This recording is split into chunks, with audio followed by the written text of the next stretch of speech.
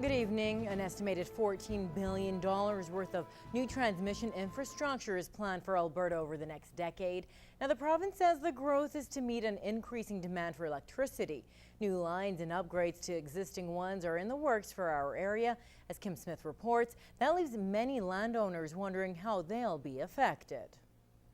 MLA for Rimbey and Sundre, Joe Anglin, has been vocal about his opposition to the province's support of new transmission lines. We're building transmission lines, and in some cases transmission lines that we may never use. And we're not building transmission lines that we absolutely need. AltaLink has plans to build about 70 kilometers of new transmission line and salvage about 200 kilometers of existing line in the Wainwright, Provost and surrounding areas. That includes one from Edgerton to Lloydminster. According to Anglin, there are not enough protections for property owners. We don't have property rights in this province, and that's one thing that I've always advocated for.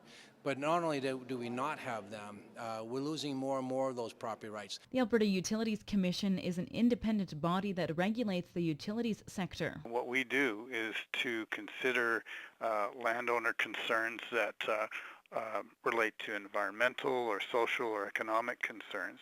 And we weigh the concerns, and then on balance whether a line is in the best interest, the public interest of Alberta. According to Jim Law, it's common for changes to be made on a proposed project based on public concerns. Many times landowner input has certainly resulted in perhaps an alternate route that's brought forward, or considerations or are addressed in one way or the other. He says no application is considered complete until public consultation is done.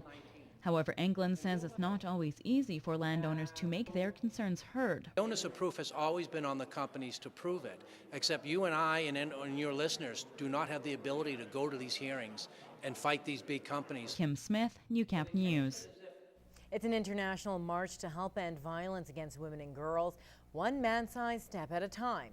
Now, the campaign Walk a Mile in Her Shoes will be held in the border city for the first time to help raise funds for the local sexual assault center. And as Anastasia explains, Newcap's very own Brandon Basler will be participating in the walk. I've never walked in high heels, so I don't know how hard it could be. It's a chance Lloyd FM's Brandon Basler's willing to take. With size 11 feet, he'll be strutting his stuff on September 20. For every $1,000 that I raise, I'll walk a block. Of course, the distance is 4 blocks, so $4,000. I said if we get to 5,000, I will jog the distance back. I am very impressed that he's trying to raise so much money because it is such a good cause.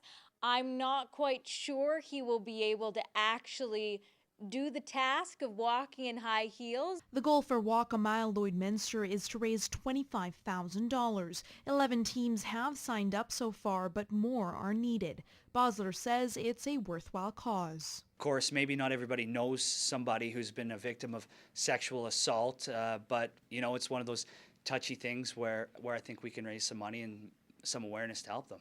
Custom-made red high heels are being ordered for Basler, and although he's not exactly sure how to walk in them, here's some advice. Balance can be a little tricky if you're not used to wearing them. So I hope he either gets some time to practice or he walks really slow. Donations can be made online at walkamileLloydminster.com, or you can visit the Newcap station to fill out a pledge form. All donations made to Basler, more than $25, will be entered into a raffle. I'm going to put on some high heels. How about the Lloydminster Sexual Assault and Information Center? Anna Stanislaw, Newcap News. Alberta health officials have confirmed the first 2 cases of human West Nile virus in the province this year. Now, they say both cases were picked up in Southern Alberta in mid-August.